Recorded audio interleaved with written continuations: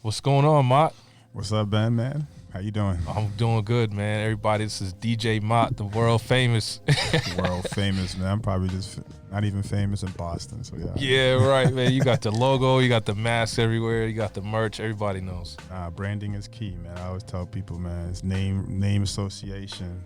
It's a household name, you know. Yeah. If people see it, they know what it is, right?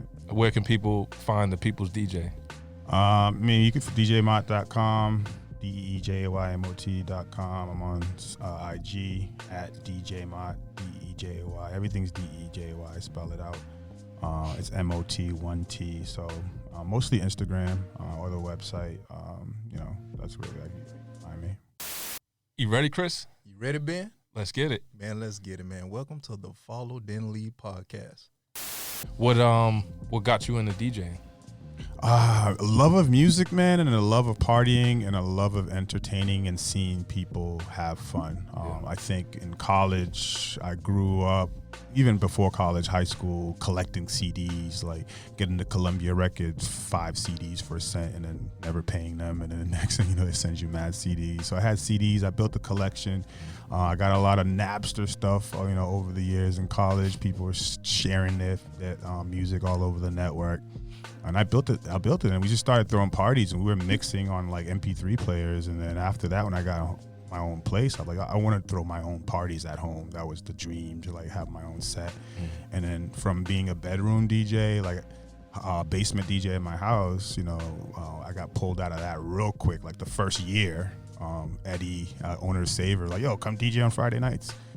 To nobody really, but it was just me practicing there instead of practicing at home. And Right. little by little, I was like, yo, I could turn this into a business. And then, I quickly, within a year, turned it into like a business model, or as far as like flipping it and understanding what lane I wanted to be in and all that stuff. Right. So it's been a dope ride so far, man. I love it. What has it taught you about yourself? That I need balance in life, and I think DJing keeps me young, keeps me balanced. I work a pretty straight 9-to-5 corporate job, and then I'm able to go out, entertain, and be in front and listen to all types of music, see all types of people celebrate milestones, and that just gives me balance. And then I love partying, man. It's like I love having fun. I love to see people have fun. That's what I learned. It's like I love to see smiles on other people's faces. That's mainly why I do private events like weddings, baby showers, and celebrating life milestones with people, man. It just makes it's just a dope time to see. I become resident family DJs. I do weddings and I do their baby shower. Then I do, wedding showers. And the next thing I'm doing birthdays. So it's like I'm a resident family DJ for quite a few people, and it's dope. That's awesome, bro. I probably have another question as far as like your career. What brought you into your 9-to-5? So by schooling, education-wise, academically, I'm a computer engineering major. So I graduated from Columbia University, the engineering school there. So I've always been a techie, and I love consumer electronics. In high school, I took programming. I learned C++ programming and all that stuff. And then in the summer, we had a program where in the basement, we had a bunch of spare parts of computers.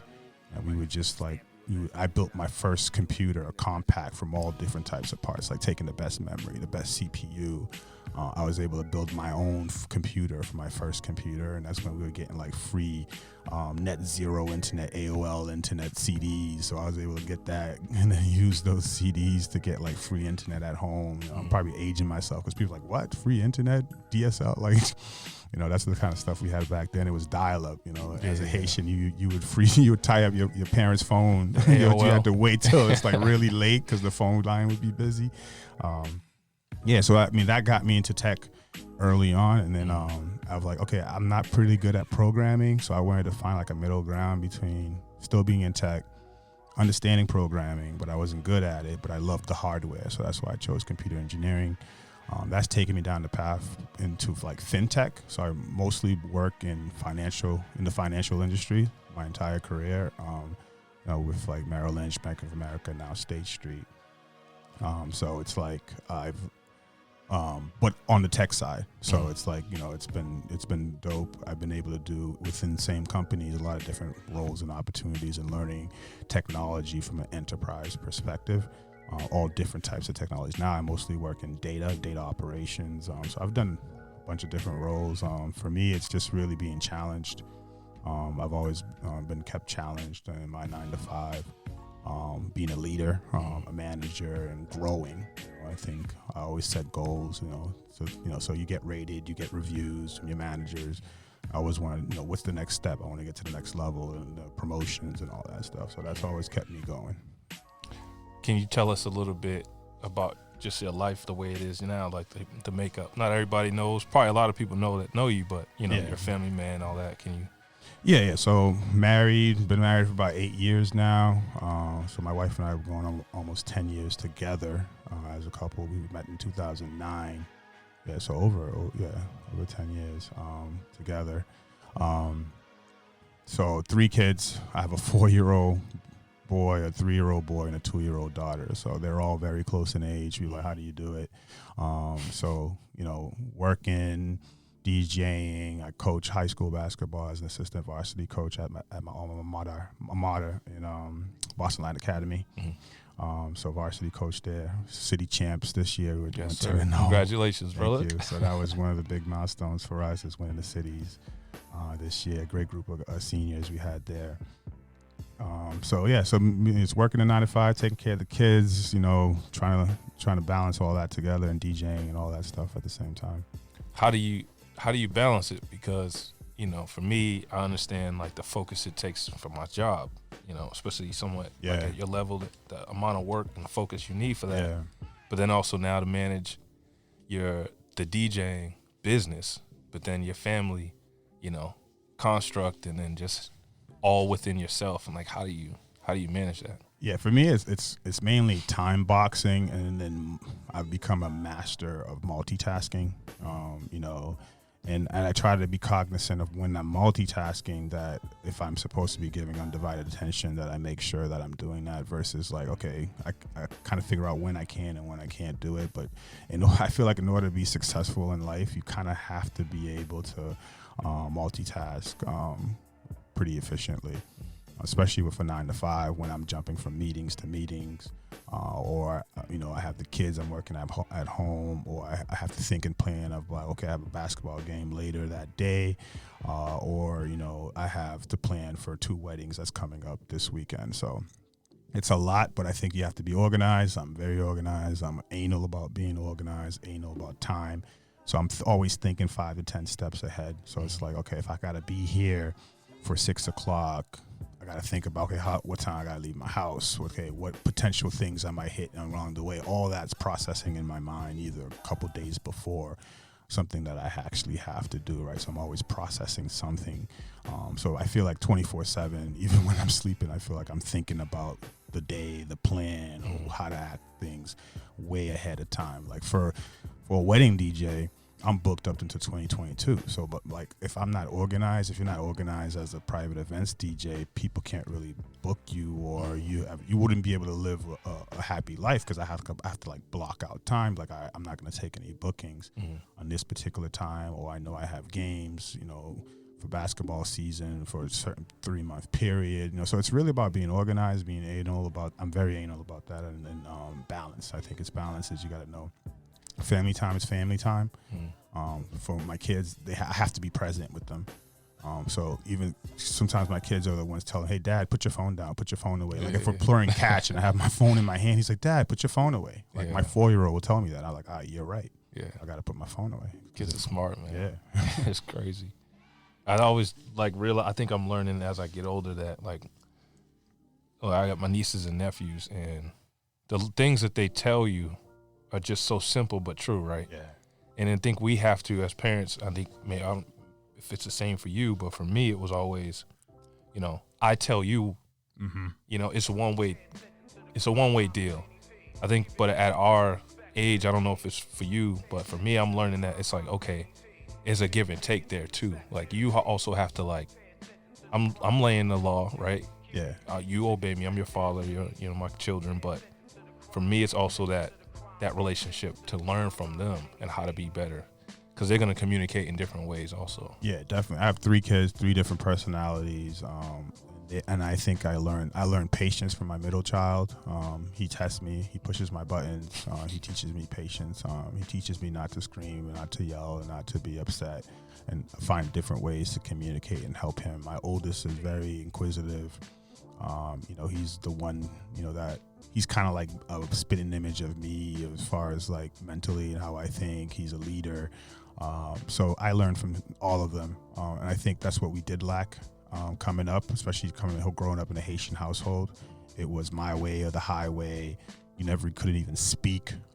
So giving my kids an opportunity to express themselves, what they're thinking about, and then, if it makes sense, it makes sense. Like, there's no pride in like, oh, he's 4 years old, he has no idea what he's talking about. Like, yeah, you're right, it makes sense. He's like, yeah. And then it gives him more of a comfort level to speak to me. He's like, Dad, this is what I was thinking. Dad, I have a suggestion. Like, my 4-year-old talks to me like that. Like, Dad, I think we could do this. And I'm like, oh, I think this is a good, like, he's speaking that way, and I encourage that because I want him to be self-sufficient. I want him to speak his mind. And I know he can teach others that you can learn from a 4-year-old, man. You can learn from a 2-year-old. So I think we got to learn that as parents, that we just can't be like pointing the finger, yeah, always you. Then they have more respect for you when when you respect them. Obviously to a certain extent, they're still 4. For sure. But, for sure. They got to know that, for me, my kids know that, hey, Dad can be, the disciplinarian, and he could be the silly, funny guy that we're playing around and having fun with, and they know the differences when they see it. Like, oh, Dad's upset because, like, Dad, are you mad? Like, my 2-year-old asked me that. Are you happy? Like, they're learning that, and I'm learning from them and how to deal with them. I think we did a big disservice. Well, not disservice. So we're learning from how we were parented and trying to make a difference in that. Well, so can you talk about like your life growing up? Like, what experiences kind of would you say molded you to be the man you are, like from your growing up?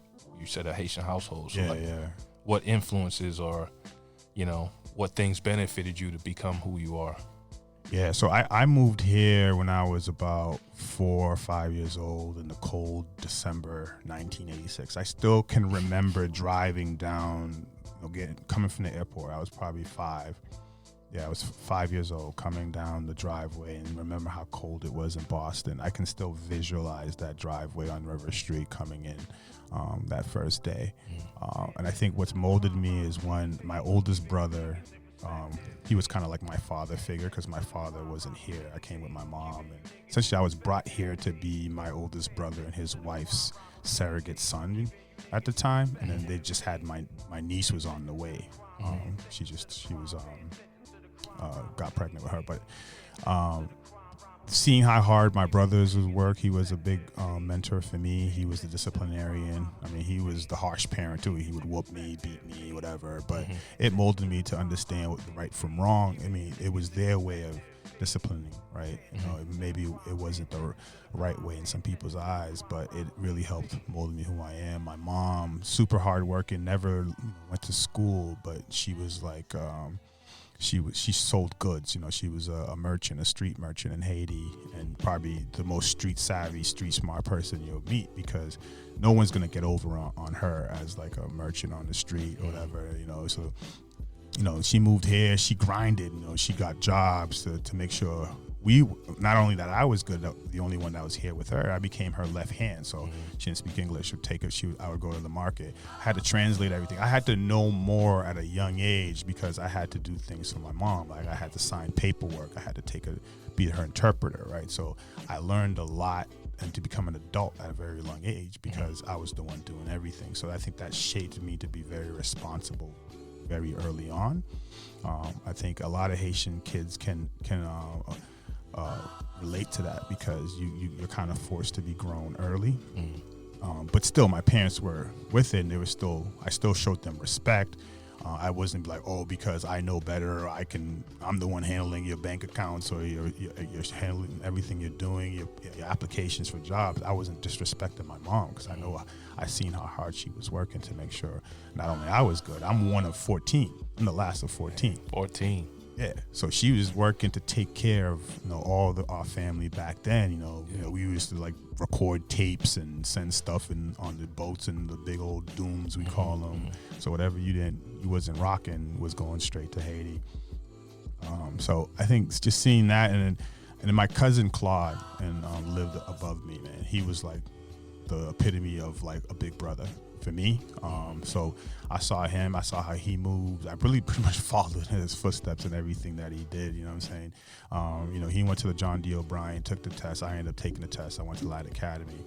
I moved him into UMass Amherst for college. So I knew, wow, I got to go to college. So I seen him get his first car. I was like, I got to get a car, right? So like he got a Jeep, and he got an Acura. My first car was an Acura too. I still have it, the Acura Legend.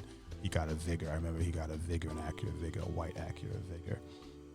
So everything that he's kind of done, man, I was like, I fall into his footsteps, and he's like been like till this day, and we talk every day, and he's still like that person I look up to. And my oldest brother, Jonel, I saw him buy a house and move out of the River Street house and buy a house in Stoughton. And I thought that was like the biggest house I ever saw in my life. I thought it was a mansion. Yeah. I look at the house now, I was like, this house is tiny.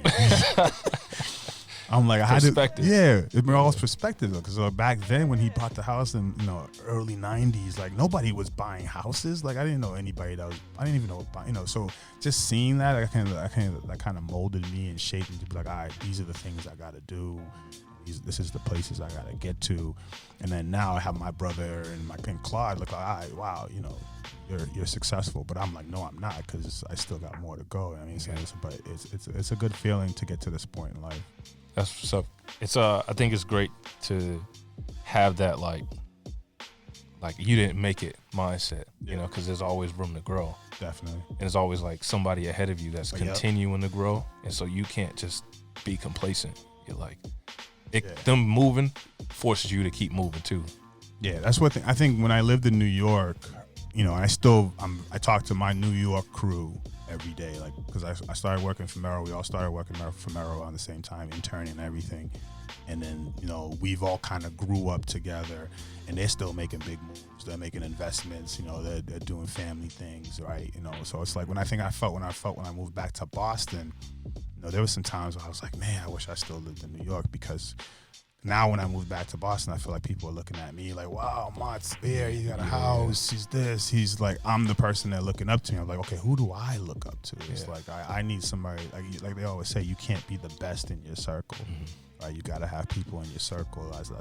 It's like friendly competition that helps you push you along, man. It's like sports, right? Yeah. You got, Michael Jordan don't want to play on the Sacramento Kings, you know what I mean? Right? Yeah. Or these stars nowadays don't want to play with just not the average guy. They want to play with other stars too. To push them to be better. Push them to be better, right? Yeah. Or they just want to win a championship easier. I mean, one or the other. It's probably both. It's probably both. But yeah, I appreciate it, man. So like, what did you learn through those experiences? Like specific things. I know you mentioned like, I don't know, like you mentioned doing things for your mom, and like there's certain aspects. Like, what were like key things that you learned that like you could think about, like that molded you, like key characteristics? Yeah, I think it's hardworking, independence as far as not depending on anyone or anything. I remember, we used to get letters from the schools to go to advanced work class starting the 3rd grade. Like I was pretty good in my classes, but my brother was filling out the paperwork wrong every time. So I never got to go. He thought it was an opportunity to move me to like the Timothy or whatever school was the closest to my house. He would always put that school as number 1 on the paperwork. I read the paperwork. I was like, wait, you're supposed to put the school that I'm at now as the number 1 choice so I can get in this advanced work class. So it wasn't until the 5th grade, like I took into my own hands. So 5th grade, we're 10. If you look at 10-year-old kids now, there's no way they're filling out paperwork. They're not taking the bus by themselves. But these are the kind of things that I was doing. So it's independence. I was filling out my own paper. I figured out how to forge my brother's signature. Wow. There was so much things I had to sign. I used to get in trouble a lot too. I had to do lines, so I had to practice signing his signature. So I got pretty good at signing my brother's name. So I started filling out my own paperwork in like 5th grade. Wow. You know, as far as the application so independence and, you know, and working hard was one of the things was like, and then I learned from like my brother as far as planning and just thinking ahead. Like I think those are 3 key things. It's like, you know, okay, you just can't just kind of wing it every day, like in life, right? You have to plan, or you plan to fail, like, you know, for the old cliche, right? Yeah. And so like with all of these things that have molded you into being the man you are, so like what defines manhood to you? Right? If you think about yourself, right? What defines manhood to you?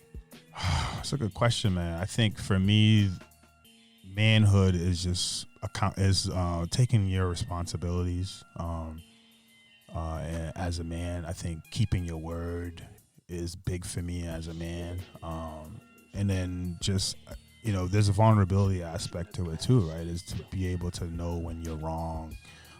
You know, being a man is not huffing and puffing and pushing your chest out all the time, right? Is, you know, like I think what makes my relationship with my wife great is, you know, is giving her an opportunity to tell me when I'm wrong. And I think, you know, you probably in the beginning when as a man, that's tough to hear somebody else tell you you're wrong. And I think that's something that I've been working on as well, is, you know, being able to know that I'm not always right. You know, I might think I'm the smartest person in the room all the time, but that's not true. Mm-hmm. So I think it's, you know, being that vulnerability aspect to know when you're wrong, keeping your word, and then taking your responsibilities, you know, serious. Mm-hmm. For me, it's like that's you know, and then for me, and being a family oriented, that I'm in a family, it makes me a man because I know I have to take care of mine. Mm-hmm. Regardless, my family will never starve. Like there'll be a way for me to provide for my family, right? So I think, you know, those are kind of like the typical things you think of a man. The man's the breadwinner, the provider, and everything. But you know, I think, you know, those are some of the key things. That's what's up. And so that kind of like drives you to do your passion also, like the passion of DJing and being DJ Mott also is a fuel to make sure your family's good. Yeah, and I just so happen to love to do it too. Mm-hmm. I think when you're doing something you love and it also helps provide for your family, it's like that's a double win for me, right? So it's like I'm able to do something I love where I can go DJ for 6 hours for like a wedding and don't feel like it's work. And then, you know, and be able to provide for my family. So it takes away time from my family. That's why it's like, you know, it's not cheap to hire me because I'd rather be with my family, to be honest. But if I'm not, I want to be able to be bringing something that's going to help them out. That's so, bro. So, I mean, obviously, to me, I would say it's inspiring, you know, because, you know, we've known each other for a while, but not really like in depth, right? We've had some building conversations, but I know for me, it was always you know, I just lived in fear my whole life. You know what I mean? Fear of what? Everything. Right. Literally everything. Yeah. Just because I didn't know. Yeah, the unknown. It's the unknown because I was supposed to know, though. Like we talked about it earlier. At 15, stepping into manhood, quote unquote, what I thought I knew. Yeah. Men are supposed to know. So now I'm a man now. Okay, I got to know. But I don't know nothing, you know. Yeah. But that's I had the to keep this you didn't even know what you didn't know. I didn't know what I didn't know. I didn't know, you know. And so walking through life, trying to make it, you know, I'm here. I was blessed though. I still had mentors and guides along the way that I listened to partly. But if I was open to like receive from men, I would have transitioned into manhood a lot earlier. You know what I mean? Taking care of responsibilities and all that, and being more. Just being more responsible and what you say, accountable. Yeah. So I forgot what I was gonna go with that. But yeah, so what would you say to young men as the man you described in the roles you take on and your responsibilities in your family and the coaching, the mentoring, your fatherhood, your husband, like all these aspects of you? What would you say to young men like myself that need to transition into manhood or that are transitioning? I think a big thing for me was I always thought that I needed to add something to my tool belt. So I meet you, no matter what other things you might have that may be wrong with you, I can see something in you that I like, and I'll take that and put it on my tool belt. I may not act on it right away, but I see, like, I look at my brother, I look at Claude, I look at any men in the church that I grew up with. They might have flaws. I mean, we all have flaws, actually. But I think you can always look at somebody and someone else and learn from them. I'm not a big on imitating. I'm not big on copying. I'm big on taking something and applying it to your life or applying it to your particular circumstance in a way to make it unique to you, right? So I can see, like, wow, this guy is, sharp the way he dresses. He might be broke. He might have other things that's going wrong with him, but he's always showing up looking good. I'm like, I want to look good. I want to wear nice suits too, because I take that from that guy. Oh, this guy speaks eloquently. He looks like he thinks about what he's saying. I take that from him. So I think, like you said, be ready to receive from someone, because you can learn from a custodian, you can learn from a CEO. And you can, a CEO could have bad habits that you don't want. But so whenever you're looking around somebody, always looking to say, okay, kind of a reflection of yourself. Like, what does that person do that's great that I can add to my tool belt? So I feel like I've been filling up my tool belt since I was a very young age. Now I feel like I always had that mindset, whether it's not even from men. I look at my mom, I look at my sisters, I look at my aunts, my cousins. Like, what can I learn from someone? You can always learn from someone. I can learn from my coworkers. Whatever you can learn from somebody else, add to your tool belt, and then keep it there. You might use it right away, you might not use it, but be a reflection to see, okay, how can you can use that to make you a better person in the long run or immediately. That's what's up, bro. And so we're gonna keep asking questions, bro. Yeah, sure. Eventually I'm gonna ask you to ask me some. I don't know whatever comes to your mind, but so, like, how did you get this sense of, like you said, you don't want to copy or imitate somebody? Yeah. So where did the sense of, like, self-assurance or your identity, like, when was it, like, say, affirmed or established in yourself, where you were just good being you and you weren't trying to be anybody else, Yeah, I gotta say it might be, like, right around, like, 11 years old. I can still remember, like, because, I grew up in the time where Haitians got made fun of. So by around, like, between my first 5 years, we were always in fights after school. It was Haitians versus everybody else. Like, and then it was around 92, I would say 93, around when the Fugees came out, things started shifting. I had one American friend, 5th grade, who happened to be the most popular kid in school at the Murphy. But we got cool. I remember us taking a trip to New York for the first time. It was one of my first trips leaving Boston. We took a school trip to go see the Statue of Liberty, Ellis Island, and all that stuff. And we sat together, and then everyone was like, wow, he's hanging with him, right? So I think for me, it's like, I realized that I was good enough being who I was. Like, I didn't have to pretend to be Jamaican. I didn't have to pretend to be American. I was going to be Mott, and I was going to be Haitian, and I was going to be proud of it. And then I wasn't going to try to be anyone else. And I think I held that going through high school. Like, I kept a diverse slate of friends, Asians, whites, blacks. I feel like I never wanted to, like, box myself into one type of person to learn from. So I think people's like, I'm only going to hang with the black kids. I'm only hang with the Jamaican kids. Like, that was never me. Right. So I think early on, like 4th, 5th grade, I realized that it was cool to be Mott, and then I think there was a time where, growing up in the neighborhood, up until like 5th grade, I changed my name to Michael, because my name is Mothler, and people looked at it and it was hard to pronounce. And then I was like, why? And then they got to a point where I was like, no, stop calling me Michael. Like, even my family was calling me Michael, because it was easier for people to say Michael than try to tell them my name is Mothler, because they would stumble on it. And it got to that point, I was like 5th, 6th grade. I'm like, nah, my name is Mothler. My name is Mott.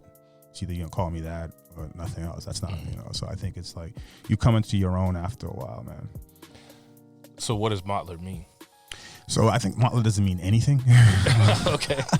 So my father's name my late father's name is Moliere. Okay. So I think one of my late brother took my father's name and kind of made it up, like, because in Creole my name is Mothler, which just kind of sounds similar to my dad's name, so they kind of made it up, I think, because I don't know any other Mothler in the world. Yeah. One of a kind, Deejay Mott. Right. All right, so we're gonna go to the segment. Who am I? Yep.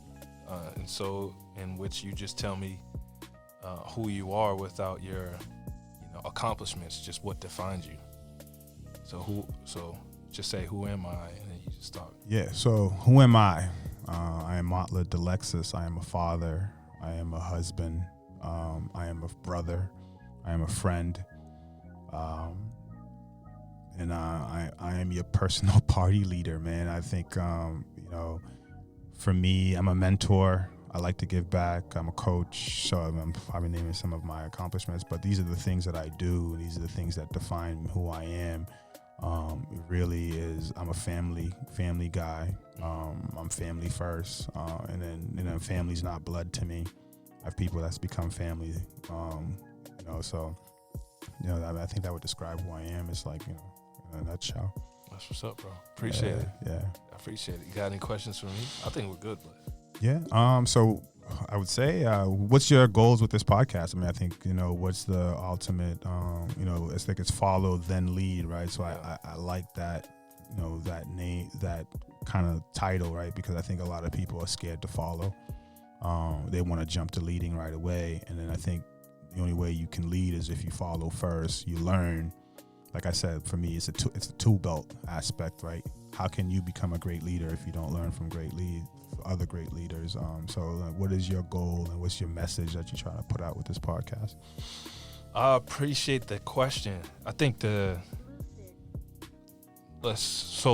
me, it's the goal is to help transition young men into manhood, right? Number one, just because of the life that I've lived and overcoming myself and overcoming my fears and whatever shortcomings I've had, but to overcome it all to be better.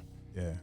And to empower young men and also men in general to overcome, because you and I know manhood isn't an age, it's a state of mind. It's you grow into it.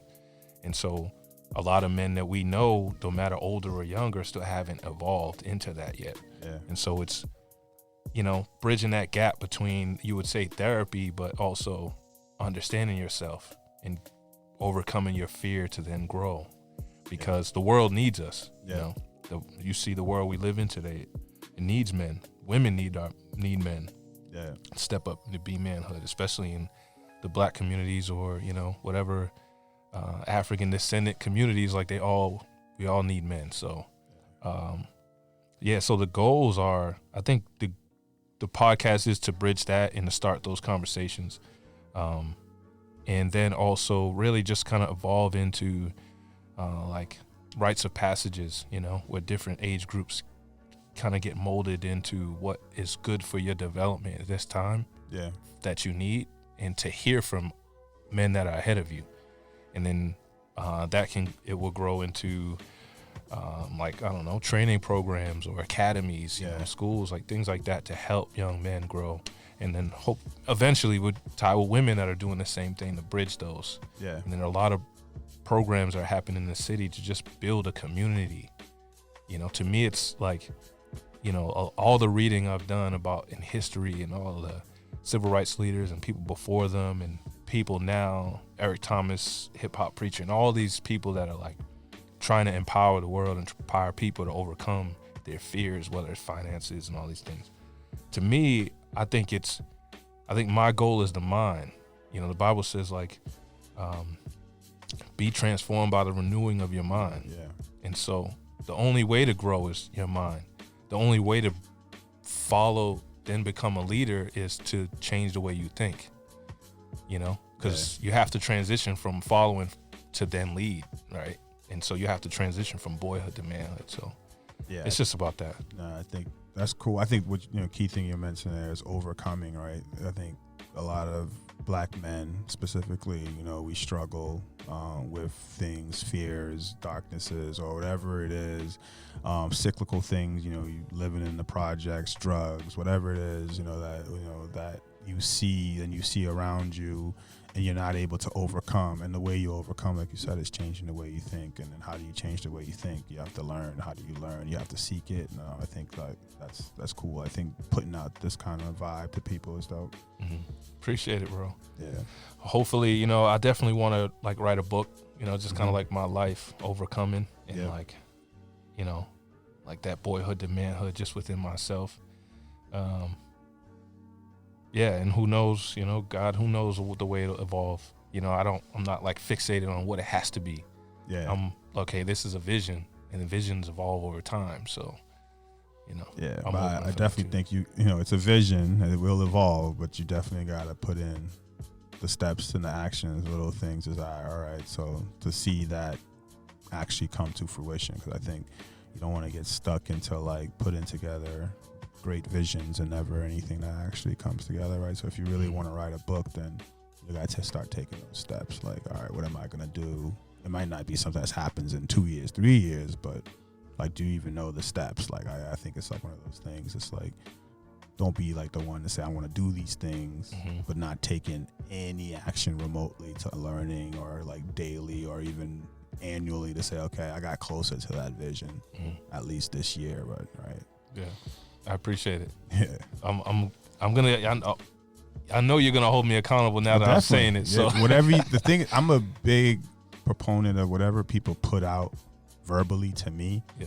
Like, you know, if you tell me, yo, I'm trying to work out, I'm trying to do this, like, you know, I know people trying to hold people accountable on social media and all that's different. But if as a friend, if I see it, like, yo, what happened, man? Where's that book? I'll throw jabs here and there, like, and you know, you may have not thought about it for 6 months, and then you see me and like, yo, I thought maybe you said something about a book. Like, yo, okay, damn, he remembered. Like, you didn't really want to do it then. You didn't want me to hold you accountable. Yeah. But yeah, I think I'm building a lot of conversations with brothers and men around in different avenues. Yeah. And I think once I started to really like, you know, my relationship kind of ended, and it was like, you know, I was like frustrated for like a while, because I'm like, yo, this is something like I need to be doing, like this a passion that I have inside of me that I just feel blocked on doing, you know, or becoming. You know, my job is the job. That's fine. I'm gonna continue that, you know, because it's my provision. Yeah. And then when I start a family, like that's where I'm gonna get it from. Yeah. And other avenues I'm gonna create also, but there's a passion that I need to start working on. And I think, you know, this kind of ended, but it was like, as soon as it ended, bro, it was like, this is it. Like, this is what I need to do. Yeah. And it's been full speed ahead. And the more conversations I've had, the more it's like people are like, okay, let's do it. And then, what do you need from me? What do you need from me? Yeah. So now it's like, okay, it's happening. It's happening, and it's serious. So now I have to, like, you know, take the action plans, take the steps. I have a conversation with one of my boys, Ernest Applejacks. He was from Boston. He's a Christian rapper, but he's now like a you would say a business advisor.